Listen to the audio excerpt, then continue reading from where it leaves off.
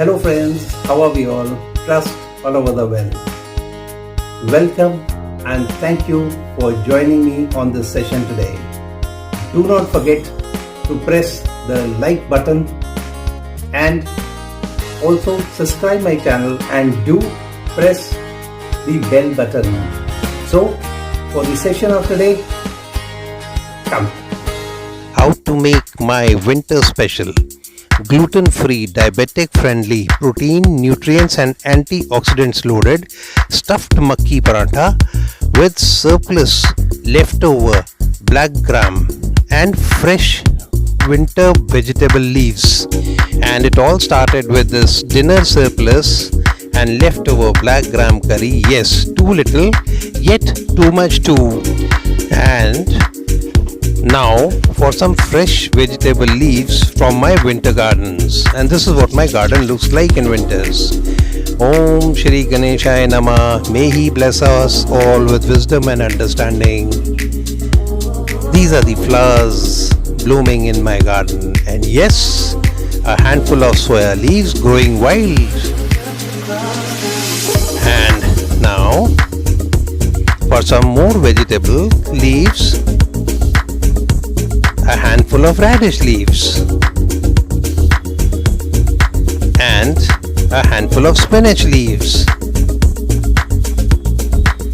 a handful of fenugreek leaves, a handful of cilantro or parsley leaves. Now back to my kitchens. Now black gram curry, remember?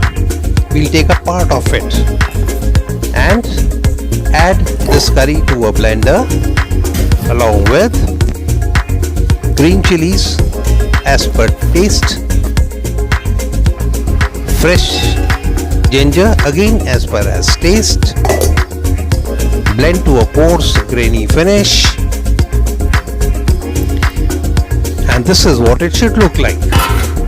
Now, makki ka atta or maize flour or cornmeal flour, to which add blended black gram curry, green chili and ginger paste that we had made earlier, garam as per as your taste, that is, mango powder again as per as your taste, and turmeric powder.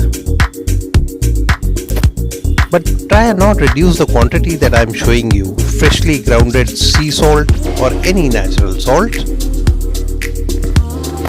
and fresh green vegetable leaves that we had collected from my gardens.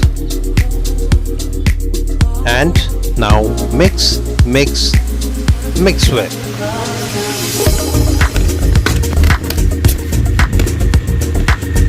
And mix really well.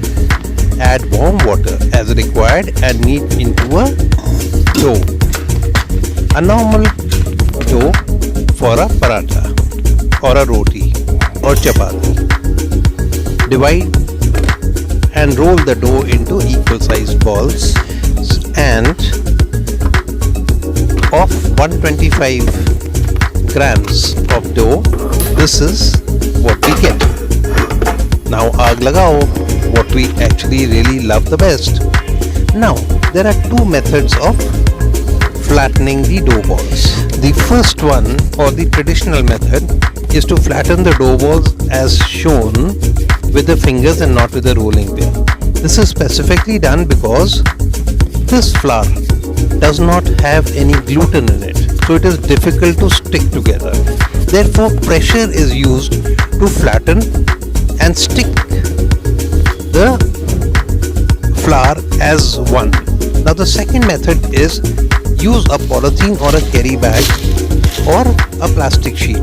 Now place the dough ball as shown and then using pressure flatten the dough ball. You can use a rolling pin in this method.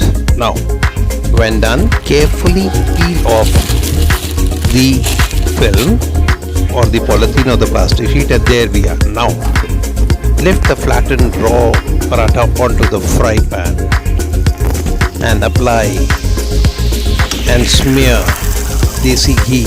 Remember, Punjabi parathas are best made with desi ghee or butter or clarified butter. When a little firm, flip the side when the fragrance begins to fill the air. Now allow it to cook and become firm. When done,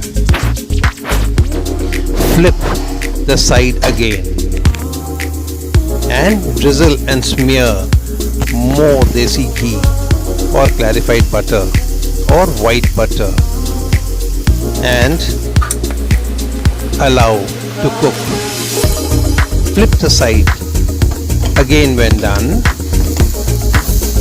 and slowly, carefully it will firm up. Drizzle and smear the parantha with more and more melted desi ghee or butter or clarified butter